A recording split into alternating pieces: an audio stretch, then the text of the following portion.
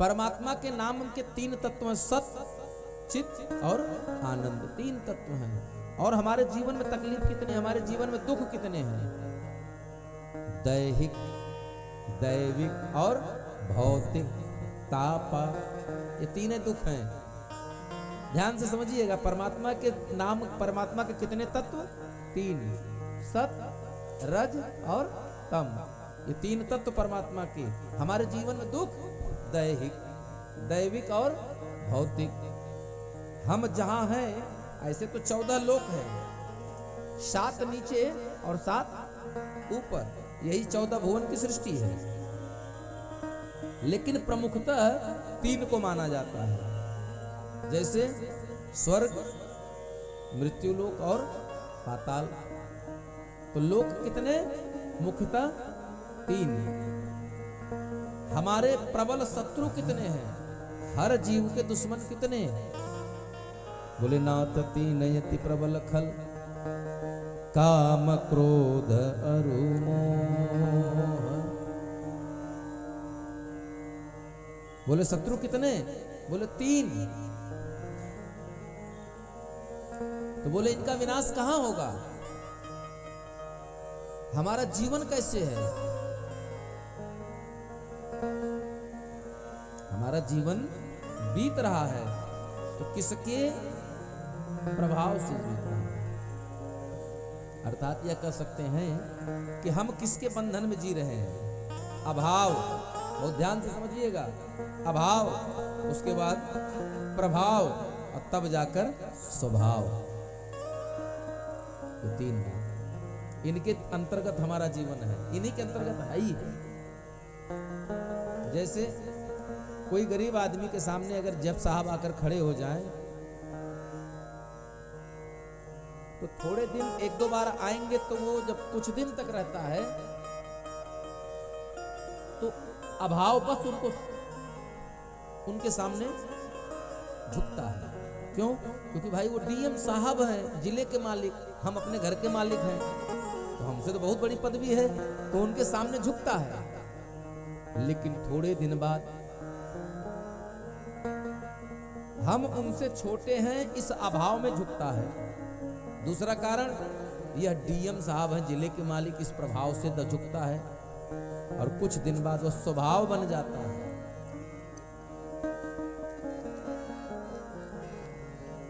यही एक सूत्र है जीवन का, बिल्कुल ध्यान में रख लीजिए। जीवन में जीवन में भौतिकता की किसी वस्तु का अभाव हो, कोई बात नहीं, वो बड़ी बात नहीं है। लेकिन उस अभाव का प्रभाव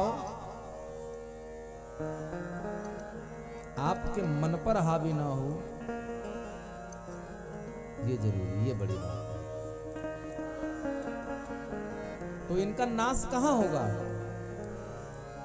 ये जो तीनों दुख हैं, दैहिक, दैविक, भौतिक, तापा, तो कहां नाश होंगे? राम राज काहू ही नहीं व्यापा। कौन है ये? तापत्रय विनाशाय। तीनों ताप का विनाश कर सकते हैं कौन? जिनके अंदर तीनों गुण समाहित हों। और ये जो तीनों ताप हैं, दैहिक, दैविक, भौतिक, ये कहीं और से नहीं आते, ये तीनों से ही आते हैं, सत, रज और तम। तो इनका विनाश भी उन्हीं के साथ होगा। बोले विश्वोत्पत्त्यादि हेतवे। तो विश्व की उत्पत्ति कैसे होती है? विश्व की उत्पत्ति कैसे होती है? यहां श्रीमद् भागवत महापुराण में पूज्यपाद व्यास जी ने कहीं भी श्री राधा नाम नहीं दिया है, पूरी भागवत में।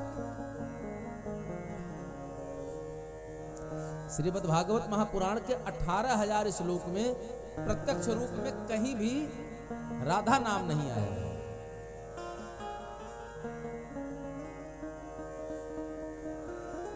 लेकिन है, क्यों नहीं है? क्योंकि अगर कृष्ण शरीर है तो राधा उनकी प्राण है। अगर कृष्ण जीव हैं तो इस जीव को संचालित करने वाली वो परमात्मा की अंश आत्मा है। कौन? राधा। इसलिए व्यास जी ने अलग अलग करके नहीं लिखा, लेकिन यहां भी है विश्वोत्पत्त्यादि, विश्व की उत्पत्ति। अच्छा, उत्पत्ति का काम किसका है? जन्म देने का काम किसका है? माँ का है ना। माँ के ही गर्भ में शिशु पलता है और समय आने पर माँ ही एक नए जीवन को जन्म देती है। तो यहां तो कहीं राधा रानी का नाम ही नहीं है। लेकिन आगे लिखा है श्री, तब है कृष्णाय वयम नुमः। श्री कृष्णाय वयम नुमः। तो श्री कौन है? स्पष्ट कर देते हैं आपको।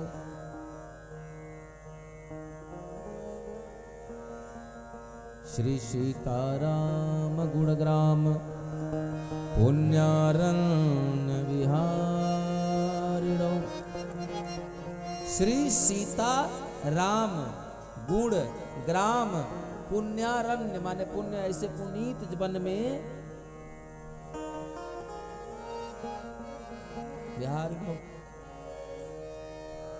विचरण कर रहे हैं। कौन सा? और भैया जानकी कर क्या रही हैं? करती क्या हैं? बोले उद्भव। क्या करती हैं? उद्भव। उद्भव माने प्रकट करना, नए जीवन को जन्म देना। उद्भव। फिर स्थित, स्थायी करना, जीवन देना। उद्भव जन्म दिया, स्थित किया, पाला। कारिणीम, ये करने वाली है। और क्या करती हैं? क्लेश हारिणीम, आपके जीवन के तमाम दुख दर्द क्लेशों को हरने वाली है। कौन? श्री जी। उसके बाद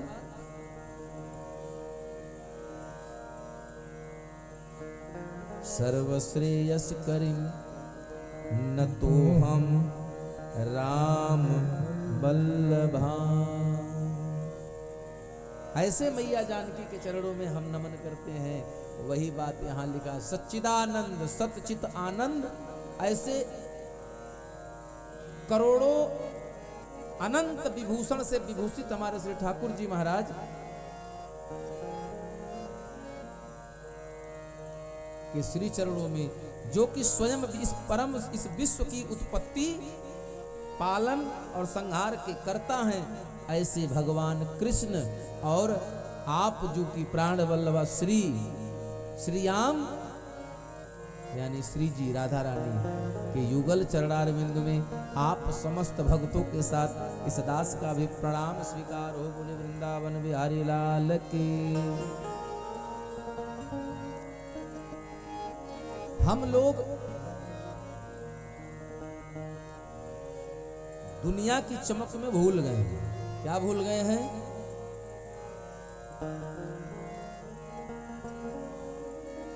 कि जिस परमात्मा को हम बाहर ढूंढते हैं वो बाहर नहीं मिलता, कहीं नहीं मिलता।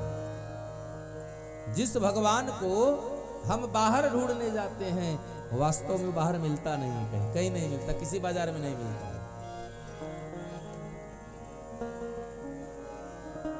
जिस मूर्ति को हम लोग घर में लाकर पूरे साल पूजते हैं, वह मूर्ति तब तक मूर्ति होती है जब तक उस दुकान पर रखी रहती है। वो मिट्टी की मूर्त तब तक क्या होती है? मूर्त ही होती है। वो भगवान कब होती है? जब हम घर लाते हैं, उनकी पूजा कर देते हैं। जब हम पूजा प्रारंभ कर लेते हैं तब जाकर के यह भगवान हो जाती है। लड्डू तब प्रसाद बनता है, कब? जब भगवान को चढ़ जाता है तभी वो प्रसाद होता है। आनंद कैसे मिलेगा?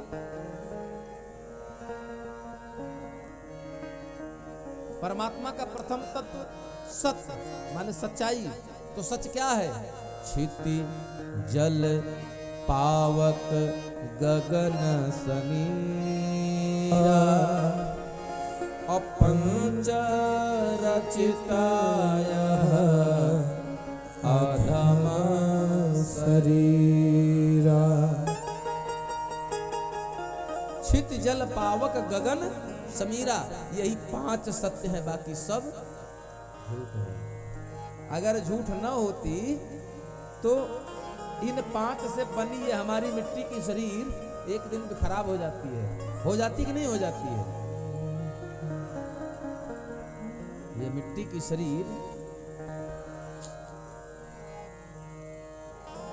ये मिट्टी की शरीर 5 तत्व से बनी है ना। छित माने आसमान, जल, आगे पावक अग्नि, उसके बाद गगन, धरती, आसमान, हवा, जल और अग्नि। अग्नि हमारे पेट में है, नाभि में, जठराग्नि जो हमारे भोजन को पचाती है। तो ये 5 तत्व से बनी यह शरीर अधम है, जबकि यही 5 तत्व सत्य हैं। फिर बोले वो अधम थी नहीं। भूमि गिरत भा, ये अधम नहीं थी। इस शरीर में रहने वाला जीव अधम नहीं था, और ना वो आज है। फिर हुआ क्या? जीव तो आसमान से सही सही आया था। भूमि परत बा डाबर पानी,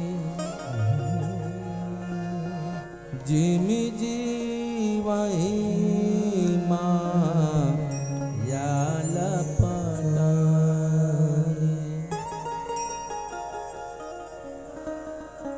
जिम जीवहि माया लपटानी। इसलिए हमने माया से लिपट करके अपने इस शरीर को अधम बना दिया। अच्छा, अधम दूसरा कारण भी है कि यह नासवान है। ये नासवान है। आज पैदा हुए 40 साल बाद मरना है, ये निश्चित है मरना। जब आपका चित्त आपके अंतरात्मा में सत्य बैठ जाएगा, तो जो आपका चित्त होगा ना, मन, वो शांत रहेगा। और किसी जलाशय का जब पानी बिल्कुल शांत होता है, साफ सुथरा होता है, तो उस जलाशय की तलछटी में, उसकी पेंदी में क्या है वो आपको दूर से दिख जाता है, दिखता है ना। लेकिन अगर उसमें उसी समय एक छोटा सा भी कंकड़ डाल दीजिए, फिर कुछ नहीं दिखेगा। क्यों? क्योंकि वो शांत नहीं है, वो तरंग उठने लगी। ठीक वही दशा हमारी है। तो देख किसको नहीं पा रहे हैं।